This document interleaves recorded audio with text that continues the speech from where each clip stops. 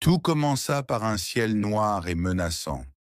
Les habitants du village, y compris Hassan, remarquèrent que l'air devenait lourd et que les nuages s'accumulaient rapidement. La pluie commença doucement, mais chacun savait que quelque chose de plus grave se préparait. En l'espace de quelques heures, la pluie devint torrentielle. Les rues du village se transformèrent en rivières. L'eau débordait des caniveaux et les champs environnants étaient inondés. Hassan, depuis la fenêtre de sa maison, observait avec inquiétude la montée des eaux.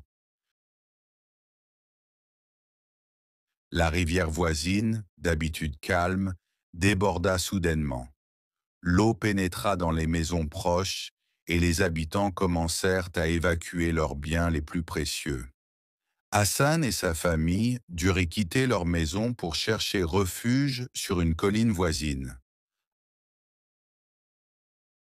Alors que les eaux montaient de plus en plus vite, une panique générale s'empara des villageois. Certains cherchaient à aider leurs voisins, tandis que d'autres fuyaient vers des endroits plus sûrs. Les routes étaient coupées et les secours tardaient à arriver. Face à la situation, les villageois se rassemblèrent. Hassan et les autres familles sur la colline partagèrent leurs provisions et tout le monde se soutenait mutuellement.